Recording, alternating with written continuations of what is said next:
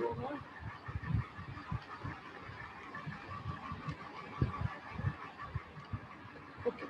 now start. We will discuss about the turn-on methods of SCR. Firstly, जो लोग नए हैं उनके लिए what's the full name of SCR? क्या अभिषेक यू नो, तुम्हें पता है कि SCR का फुल फॉर्म क्या होता है?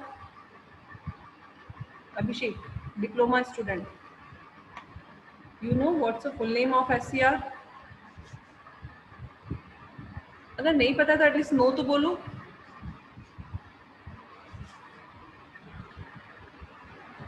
अरे सब गायब हो गए क्या? गौतम तुम ही बता दो बेटा।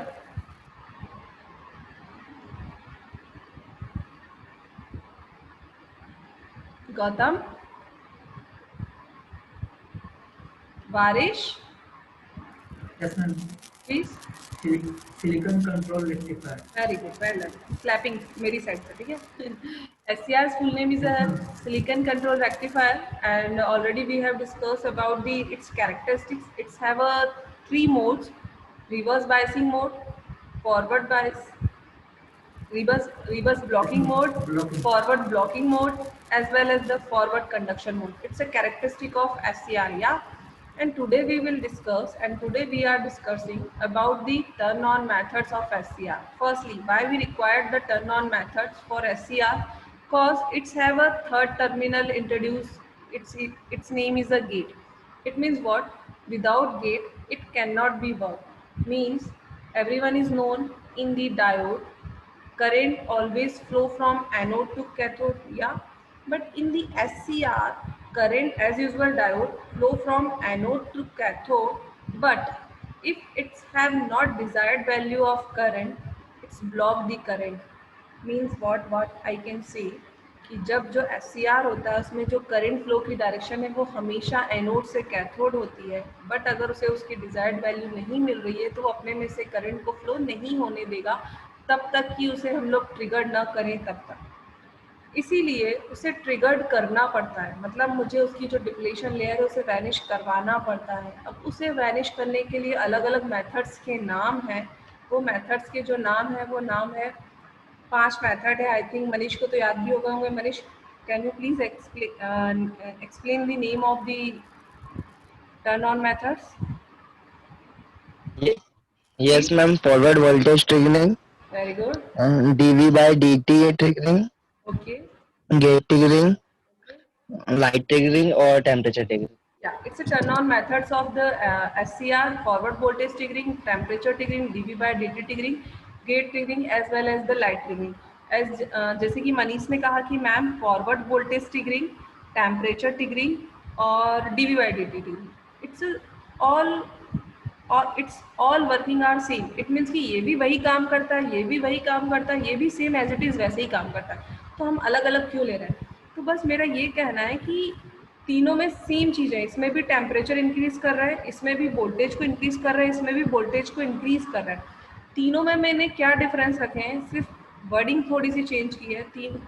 इवन पांचों मेथड जब लिखना शुरू करोगे तो स्टार्टिंग में तुम्हारा यही होना चाहिए कि SCR का जो एनोड टर्मिनल है, anode is made positive with respect to cathode. It means what, जो SCR है उसके एनोड को हम लोग बैटरी के, एक बार मैं थोड़ा सा डायग्राम, जो लोग नए हैं उनके लिए थोड़ा सा अजीब सा लगेगा कि मैम बोल क्या रही है, कुछ पता नहीं चल पा रहा है, तो उनके लिए आई थिंक सभी को अभी तक SCR का सिंबल तो पता हो ही जाना चाहिए। जो लोग नए हैं डिप्लोमा होल्डर्स है तो एटलीस्ट उन्होंने पहले कभी ना कभी डायोड SCR पढ़ा ही होगा। It's a symbol of SCR, anode, this one is a cathode and this one is a gate. It's a controlling device called, it's controlled by the gate terminal. Okay, now forward voltage triggering, temperature triggering or DV. Firstly we start about the forward voltage triggering. In this triggering we are not connecting the gate terminal. It means what, जो first वाली method है forward voltage triggering, इसमें हम लोग gate terminal को connect नहीं करते हैं, ये ओपन रहता है, ठीक। In this method firstly we are connecting anode is positive with respect to cathode. It means what, cathode is negative and anode is positive. Means what, current flow direction is this, means current जो flow होगा वो इस direction में flow होगा। अब ये connected है। इस इट मीन्स व्हाट, अगर मैं अब जंक्शंस की बात करूँ, सभी को पता है, सब लोग पीएन जंक्शंस वगैरह पढ़ते चले आ रहे हैं, अभी तक सभी लोग ने डायोड्स पढ़े हैं। जब भी हम दो सेमीकंडक्टर्स को आपस में कनेक्ट करते हैं, मतलब whenever we are connecting P semiconductor as usual the semiconductor of N semiconductor, it's make a one PN junction diode. It's make a one junction PN. It means what, हम लोग ने यहाँ पे P और N दोनों को आपस में क्या किया है, कनेक्ट किया। तो इन दोनों के साथ जो जंक्शन बन रहा है उसे हम लोग बोल सकते हैं J1 जंक्शन। इन दोनों सेमीकंडक्टर के साथ जो जंक्शन बन रहा है उसे हम लोग बोल सकते हैं J2, and this one is a J3 junction. दो चीज खत्म हो गई। तीसरी चीज में अगर आप लिखोगे तो ये लिखोगे कि मैम जो जंक्शन J1 है इट इज फॉरवर्ड बायस। क्यों? बिकॉज इट्स जो J1 जंक्शन है वो उसका जो P सेमीकंडक्टर है वो बैटरी के पॉजिटिव से कनेक्टेड है, और जो उसका N सेमीकंडक्टर है वो बैटरी के नेगेटिव से कनेक्टेड है। That's why it's called forward bias. जो J2 जंक्शन की अब बात करेंगे, मैंने इसे वो देखना सिखाया है कि जब भी जो जंक्शन देखना है सिर्फ उन्हीं सेमीकंडक्टर को देखो, बाकी को भूल जाओ। जब इन दोनों को देख रहे हो तो ऊपर और नीचे वाले को भूल जाओ। J2 के लिए देख रहे हो तो इसके लिए N जो है वो पॉजिटिव हो गया और P जो है वो नेगेटिव हो गया। इट मीन्स व्हाट, ये वाला जो जंक्शन हो गया वो कौन सा बायस हो गया, reverse bias. Same as it is ये वाला जो जंक्शन है P इसका पॉजिटिव चला गया और N इसका नेगेटिव चला गया, तो J3 कौन से बायस हो गया, फॉरवर्ड बायस। इट मीन्स क्या, बाकायदा तुम लोग लिख सकते हो in a forward voltage triggering, firstly we are connecting anode with the we are make for the forward voltage triggering, anode is connected with positive with respect to cathode, and junction J1 J2 and J3 are formed. Junction J1 and J3 are in a forward bias but junction J2 are in reverse bias. इतनी theory सब में common चलेगी, चाहे वो characteristic हो चाहे वो turn on method. Then after we supply the voltage from the this main supply, voltage तो सप्लाई कर रहे हैं but cause of this reverse bias here make a depletion layer. ठीक, यहाँ पे डिप्लेशन लेयर बन गई है, तो उसके कारण क्या हो रहा है, यहाँ से करंट फ्लो नहीं हो रहा, स्मॉल लीकेज। फिर भी अगर भी करंट फ्लो नहीं हो रहा है, ठीक है, जैसे रिवर्स बायस में भी देखा है करंट तो फ्लो नहीं होता है लेकिन फिर भी कुछ लीकेज तो जाता ही जाता है। हर चीज़ एकदम प्योर हो ऐसा जरूरी नहीं है, कुछ ना कुछ लीकेज निकलेगा ही। सेम वैसे ही ये फॉरवर्ड बायस तो है बट इसमें कोई भी मेन प्रॉपर कंडक्शन नहीं हो रहा है लेकिन कुछ ना कुछ लीकेज करंट तो फ्लो हो ही रहा है। इसलिए इसकी जो कैरेक्टरिस्टिक देखी इसके बाद वाले डायग्राम में, उसमें यहाँ पे दिखा रहा है कि ये वाला जो पोर्शन है, ये पोर्शन जो दिख रहा है वो है forward blocking mode. It means इस टाइम पे स्मॉल लीकेज करंट फ्लो हो रहा है। ठीक, देन उसके बाद मैं धीरे धीरे ग्रेजुअली, सडनली नहीं, एकदम धीरे धीरे इस वोल्टेज की वैल्यू को क्या करूँगी, इंक्रीज करते जाऊँगी। इस वोल्टेज को इंक्रीज करूँगी तो ऑब्वियसली बात है यहाँ पे जो करंट आना है वो भी इंक्रीज करेगा। ठीक, एक पॉइंट ऐसा आएगा, एक वोल्टेज की वैल्यू ऐसी मिलेगी जिसको हम लोग बोल सकते हैं ब्रेक ओवर वोल्टेज। मतलब वो रेंज ऐसी होगी जिस रेंज पे यहाँ का जो करंट है वो इतना ज़्यादा एक्सीड कर जाएगा, इतना ज़्यादा बढ़ जाएगा कि वो इस डिप्लेशन लेयर को ब्रेक करके वैनिश करके क्या करेगा, प्रॉपर कंडक्शन को शुरू कर देगा। मतलब ओवरऑल जो भी कहानी हुई, जो भी प्रोसेस हुई, वो किस पर डिपेंड की, इस वोल्टेज पे। मतलब मैं ग्रेजुअली जैसे जैसे वोल्टेज को बढ़ा रही हूँ वैसे वैसे वो मेरा करंट भी इंक्रीज कर रहा है, और एक कंडीशन ऐसी आएगी VBO पे, जब मेरा जो वोल्टेज है वो क्या करेगा, वैनिश, जो डिप्लेशन लेयर है वो क्या कर जाएगी, वैनिश कर जाएगी। ठीक, तो ये फर्स्ट मेथड थी कौन सी, फॉरवर्ड वोल्टेज ट्रिगरिंग। ठीक, जैसा मैंने कहा वही चीज़ सेम एज इट इज चीज़ें तुम्हें यहाँ दिखाई देगी, एक बार देख लो।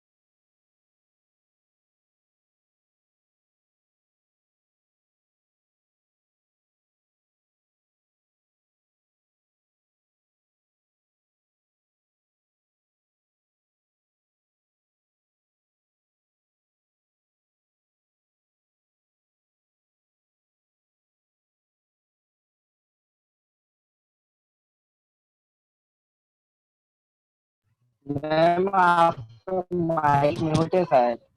ओके, वो एक्चुअली प्रतिभा मैम आ गए थे तो वो कुछ पूछ रहे थे, ठीक है। Okay.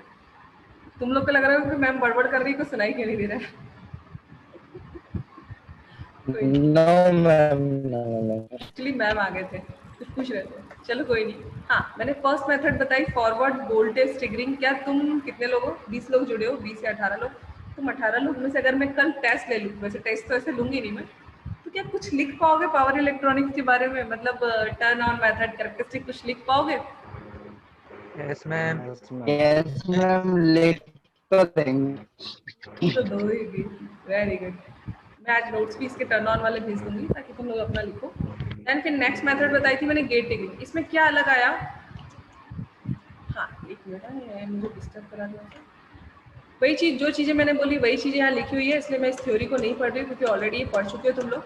नेक्स्ट मेथड है मेरी गेट ट्रिगरिंग। इसमें क्या नया आया? मैंने फर्स्ट वाले में गेट को कनेक्ट नहीं किया था, but in this method we are connecting this terminal. It means what? Gate terminal. मतलब मैंने गेट टर्मिनल के थ्रू सप्लाई देना शुरू कर दिया। इट मीन्स क्या? मैंने एनोड को तो रखा, सारे सप्लाई में मेन सप्लाई तो जो होती है एज यूजुअल वही रहेगी। मतलब मैंने एनोड को पॉजिटिव रखा विद रिस्पेक्ट टू कैथोड।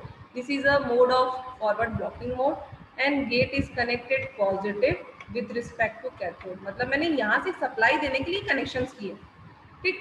अब मैंने यहाँ पे गेट टर्मिनल दे दिए। इट मीन्स क्या? मैं यहाँ से सप्लाई दे रही हूँ, यहाँ से वोल्टेज से सप्लाई जा रही है, मतलब करंट यहाँ से फ्लो होना चाहिए। सेम जैसे फॉरवर्ड वोल्टेज में तुमने पढ़ा वैसे ही यहाँ पे कहानी, यहाँ पे रिवर्स बायस बना हुआ, मतलब डिप्लेशन लेयर बनी हुई है। तो मतलब उसमें तो हम लोग वोल्टेज को ग्रेजुअली इंक्रीज कर रहे थे, बट इसमें मैंने सेकंड चीज क्या की है कि मैंने गेट को कनेक्ट कर दिया है, ठीक। अगर मैंने यहाँ पे गेट टर्मिनल को कनेक्ट कर दिया है, यहाँ से सप्लाई कनेक्ट की, तो ऑब्वियसली बात है यहाँ से करंट फ्लो होना शुरू करेगा। मतलब ये इस डायरेक्शन में करंट फ्लो होना चाहिए, ठीक। ये ओके, इट मीन्स यहाँ से करंट फ्लो हो रहा है, तो ये जो एन है ये डिप्लेशन लेयर बनी हुई है, मतलब यहाँ पे पी है, मतलब यहाँ पे होल्स है, ठीक। यहाँ पे एन है, मतलब यहाँ पे क्या है? इलेक्ट्रॉन्स है। इन्हीं से मिलकर डिप्लेशन लेयर बनती है, ठीक। अब क्या हो रहा है? इस गेट के कारण यहाँ से करंट फ्लो होना शुरू कर रहा है, तो यहाँ से अगर करंट जा रहा है तो ऑब्वियसली बात है यहाँ का जो एन है वो अपने इलेक्ट्रॉन्स को तो रिलीज करेगा, अपने इलेक्ट्रॉन्स को तो अपने अंदर से, अगर यहाँ से करंट जा रहा है तो इलेक्ट्रॉन्स यहाँ से निकलना शुरू करेंगे। अब ये इलेक्ट्रॉन यहाँ से निकलना शुरू कर रहे हैं, तो यहाँ के जो होल्स हैं उनको अपने साथ कोलाइड करके, अपने साथ कोलिजन करके, अपने साथ कंबाइन करके क्या करेगा? उन्हें खत्म कर देगा। फिर कंटिन्यूसली करंट फ्लो हो रहा है, तो कंटिन्यूसली यहाँ से इलेक्ट्रॉन्स निकल रहे हैं और ये इलेक्ट्रॉन इसमें एंटर कर जा रहे हैं, एन वाले में। इस एन में जा रहे हैं तो ऑब्वियसली बात है वहाँ पे ऑलरेडी पहले से इलेक्ट्रॉन्स थे, वहाँ पे इलेक्ट्रॉन्स की डेंसिटी को और ज़्यादा बढ़ा देंगे। ऐसे ही क्या होगा? कंटिन्यूसली इलेक्ट्रॉन्स अपना पाथ डेवलप कर लेगा और यहाँ के ये जो इलेक्ट्रॉन्स है यहाँ की जो होल्स उन्हें वैनिश कर देगा और यहाँ की जो डिप्लेशन लेयर है इस तरह से क्या हो जाएगी? खत्म हो जाएगी। मतलब ओवरऑल कहने का मतलब ये है कि जब हम लोग गेट के थ्रू सप्लाई देना शुरू करेंगे तो उससे वहाँ का जो करंट है, गेट करंट है, वो इंक्रीज करेगा। गेट करंट इंक्रीज करेगा तो एन वाले इलेक्ट्रॉन्स निकलना शुरू करेंगे और वो जो डिप्लेशन लेयर थी, जो वहाँ पे डिप्लेशन लेयर फॉर्म हुई थी, जो बनी थी, उसे वैनिश कर देगा। किसके थ्रू? गेट करंट के थ्रू। गेट करंट आ रहा है मतलब इलेक्ट्रॉन्स निकल रहे हैं, इलेक्ट्रॉन्स निकल रहे हैं मतलब होल के साथ कंबाइंड हो रहे हैं, मतलब वो अपना पाथ डेवलप कर रहे हैं। अब अगर इलेक्ट्रॉन्स इस डायरेक्शन में जा रहे हैं तो ऑब्वियसली बात है ये जो मेन करंट है वो इस डायरेक्शन में आएगा, क्योंकि इलेक्ट्रॉन्स और होल्स दोनों की डायरेक्शन हमेशा एक दूसरे से उल्टी होती है। ये जो वर्किंग थी ये थी किसकी? गेट ट्रिगरिंग की। बहुत आसान था, वही चीज़ वो बोल रहा है। ये उसका डायग्राम है, वेव फॉर्म।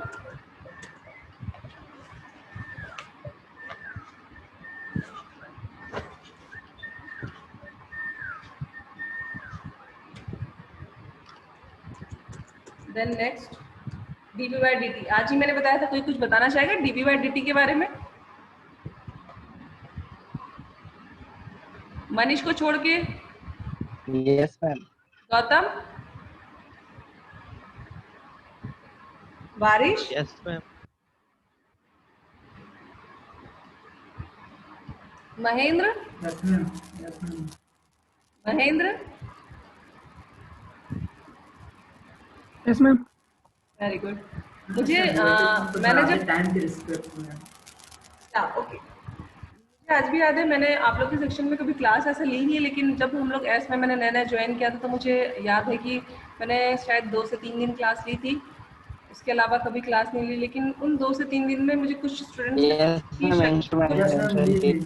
स्टूडेंट्स की शक्ल याद है, तो वही स्टूडेंट्स यहाँ कंटिन्यू क्लास में भी आते हैं, तो मुझे इसलिए उन स्टूडेंट्स की शक्लें बिल्कुल याद है कि हाँ ये थोड़े सिंसियर से बच्चे थे। मतलब एक होता है ना, टीचर्स तो एक बार देखता है तो उसे पता चलता है कि हाँ ये बच्चे आते थे। तो अभी भी मुझे वही स्टूडेंट दिखाई देते हैं जो कि वहाँ दिखाई देते हैं, तो इसलिए मुझे धीरे धीरे नाम याद होना शुरू हुए हैं कुछ लोगों के। ऐसे कंटिन्यूसली सब रहेंगे तो फिर धीरे धीरे सारे नाम याद हो जाएंगे। और आई विश कि सब लोग जल्दी कॉलेज आओ।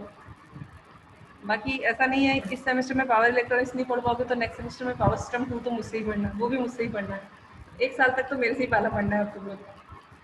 तो ये सब वो कोई बात नहीं है, लेकिन पावर इलेक्ट्रॉनिक्स मैं चाहती हूँ कि बोर्ड पे पढ़ो, क्योंकि ये सब्जेक्ट ही ऐसा है। क्योंकि अभी तो बहुत आसान से टॉपिक्स मिल रहे हैं तुम लोग को कि हाँ मैम ने SCR, turn on method, this that पढ़ाया है। अभी इसके आगे जब मेरी वेव फॉर्म्स बनेगी तो मुझे बोर्ड का ही यूज़ करना पड़ेगा, मैं PPT के थ्रू बिल्कुल भी नहीं पढ़ा पाऊँगी। और बस मेरे एक ही रिक्वेस्ट है, बस सुनो और मैम की बातें सुनो। मैम ने कुछ चीज़ें बोली उसे नोट डाउन करो, फिर उसके बाद उसको और टॉपिक को क्लियर करना है तो और भी जगह से सोर्सेज से पता करो, बट अपने टॉपिक को सेम डे खत्म कर दो, लिख के रख दो कहीं पे। क्योंकि ये पावर इलेक्ट्रॉनिक्स हुआ या EMT हुआ, इस बार जो सब्जेक्ट्स है पावर इलेक्ट्रॉनिक्स, EMT, मशीन, तीनों सब्जेक्ट्स पढ़ने पड़ेंगे। एक EPG जो है वो पूरा थ्योरी है, ओवरऑल थ्योरी है, लेकिन जो पावर इलेक्ट्रॉनिक्स है, EMT और मशीन, इसे पहले से पढ़ना पड़ेगा। मतलब 2-1 महीने में पढ़ के नहीं कर पाऊंगा। हाँ वो बात अलग है कि थोड़ा पढ़ के और निकाल लिया, पेपर निकालना बहुत आसान है, कोई दिक्कत नहीं है 8 GB का पेपर निकालना। लेकिन अगर पावर इलेक्ट्रॉनिक्स है, उसकी वी फॉर्म्स है, तो एक रात में बैठ के उसे रट नहीं पाओगे, उसे तुम्हें करना ही पड़ेगा। ठीक है, अब मीटिंग एंड होने वाली। dB/dt के बारे में मैंने ये बोला था।